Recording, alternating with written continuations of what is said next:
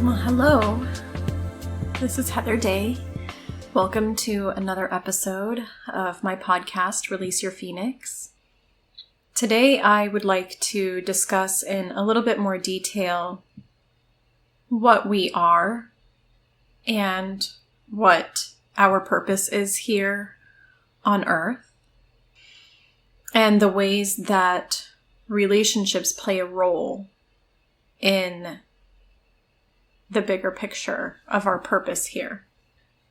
So, the first idea that I would like to address is the idea that we are multidimensional energetic beings having a human experience. The idea of being a multidimensional being means that we are living in more than one dimension at any given time, and that our soul actually is energy. And if you remember, Einstein pointed out that energy could not be created or destroyed. That means that you, the essence of what you are, your thoughts, your feelings, your energy, your personality is indestructible. You are immortal. Your body is not. We are having a human experience. And I have come to believe and agree with others who also believe that our soul's purpose is to gain a higher vibration and to realize its power. The energy of our souls sometimes splits. There are portions of our soul that can be experiencing a completely different timeline, a completely different dimension than what we are consciously experiencing in this human body. Our higher selves made an agreement to be on Earth during this time because there is a global awakening. There is a global shift happening right now of embodiment and growth in conscious awareness that is happening on a global scale right now. And it's something that Dolores Cannon has spoken about.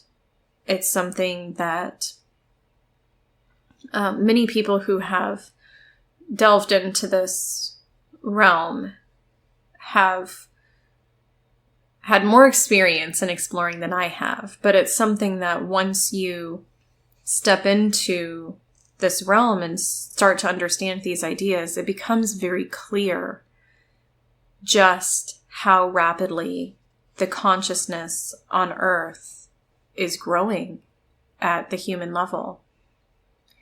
And so the higher selves of each one of us, our souls, made an agreement to step into this body and agreed to forget who and what we are in order to later achieve these realizations and to live life confined to begin with in this 3D space, in the third dimension. And, what is this 3D realm anyways?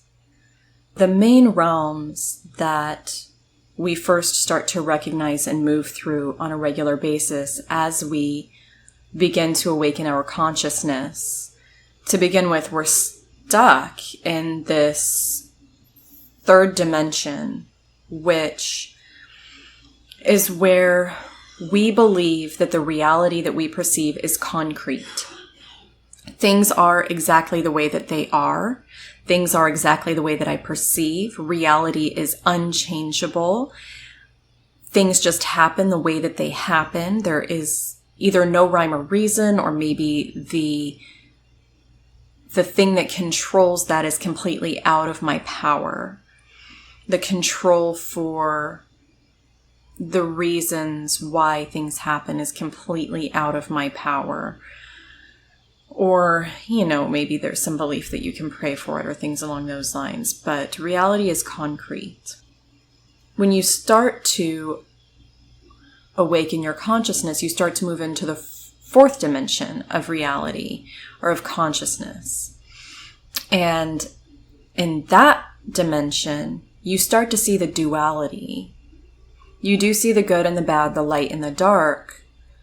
But oftentimes, this is where people start to see some of the big picture of what's happening with the government, with our health, with the idea that your beliefs create your reality, that reality is not as solid as you once thought, that there's actually some fluidity there and you have some kind of impact on it. And you start to realize that actually your belief systems do create your reality. And oftentimes this is where people start to get really angry with sometimes the way that things are. They start to identify very deeply, and you'll see a lot of activists for and against things who are very passionate about these things. You will oftentimes experience in this dimension of consciousness a feeling of maybe being a little bit better than those, or seeing those around you that are, oh, well, that person's not awake. And again, just seeing the good and the bad and the light and the dark, and you see everything as this or that. As you start to move into the fifth dimension of consciousness, you move into your heart space and you realize that we're all one, that we're all love, that we're all on our own path, having our own experiences, and that those experiences of those around you don't have anything to do with you, and you stop taking those things so personally. You also stop being so affected by the things that are in this 3D realm, because you realize just how fluid and temporary they are. You start to see the bigger picture and just allow. And you just learn to be. You learn presence. You learn to just be and express yourself authentically, to appreciate what is in your life right now, to become a more powerful manifestation. Now, in order to move powerfully into this space, your chakras, your first, second, and third chakras must be clear, and the flow of energy from those chakras must be free to flow through to the heart space. And by delving into some of these wounds and healing them, and by allowing those around us to be mirrors, we are able to identify those things to help clear our chakras, to raise ourselves into higher dimensions of consciousness. And so our journey begins in this third dimension, so that new realizations and understandings could be obtained, and so that wounds could be healed, both generational and personal, so that old patterns that may have repeated for many lifetimes can be broken and healed, so that cycles can be broken through this third dimension reality that we experience, through this duality of light and dark, good and bad. And so we are also brought relationships in this third dimension that help us along this path. There are soul contracts that will come into our life that are a mirror for us, that will reflect ourselves. Everything in our reality is only a reflection of our inner world. Everything that we see is through a perspective that's been filtered by our experiences, our wounds, and our biases. And once we can understand this, we start to realize that each soul here on earth is on their own path, their own journey for healing. And once we start to realize that each person is actually reacting to situations and perceiving their reality through a filter of their wounds, we start to realize how little their thoughts and actions actually have to do with us.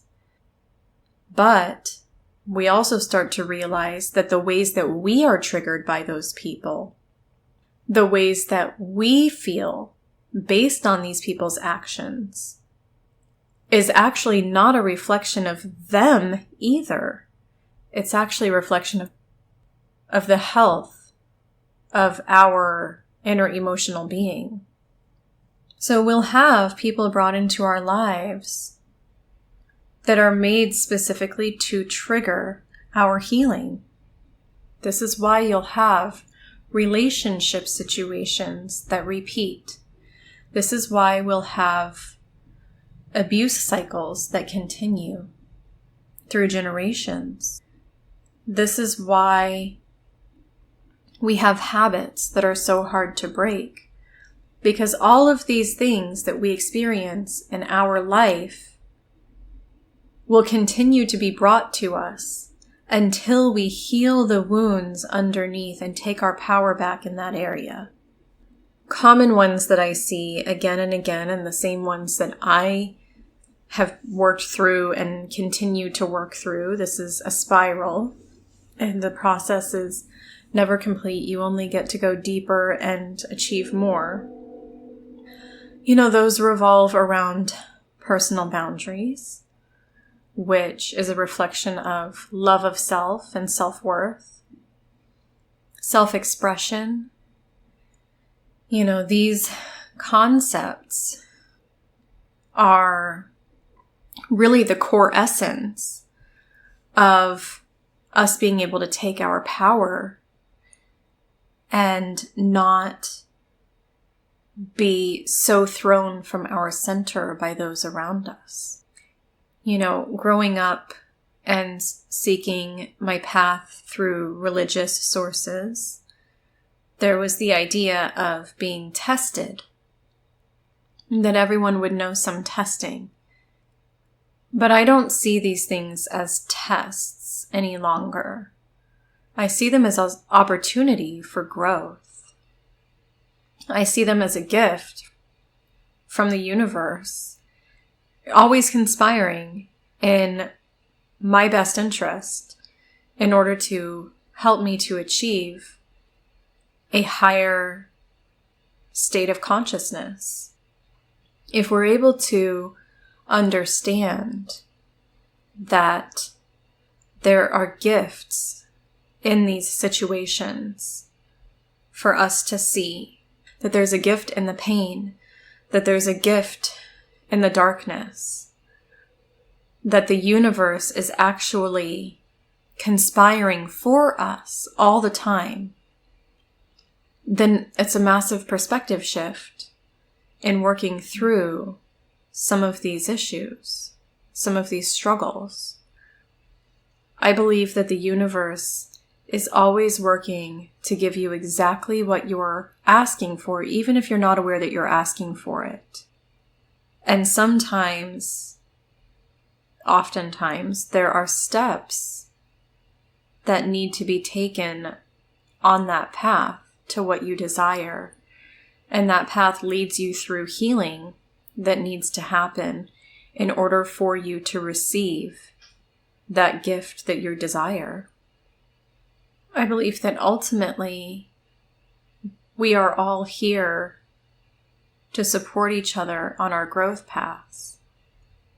However, I used to believe that that meant that we should help each other grow by showing other people where their healing was yet to be done.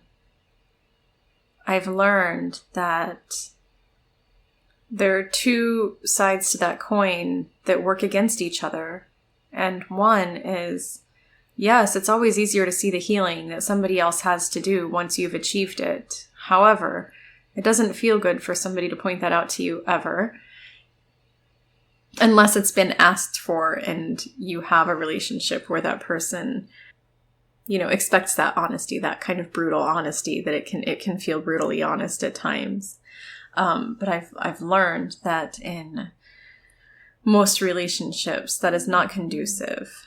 Because as long as you're looking at what needs to be healed in the other person, you're looking at what is quote unquote wrong or not in alignment with you. Wherever you place your energy, wherever you place your focus, that's what you create. The other problem with that is when you turn that around and look at yourself, and you're always looking at yourself for personal growth. Just because our purpose in this avatar body that we have is to achieve a higher consciousness, that doesn't mean that should be our only focus. We're also here to enjoy the experience of duality. We're also here to enjoy these 5 senses that we've been given. We're here to live love and passionately, and to learn to fully embrace and express the beauty that is our soul. And to be able to do that through these 5 senses is an incredible gift and should absolutely be appreciated and enjoyed.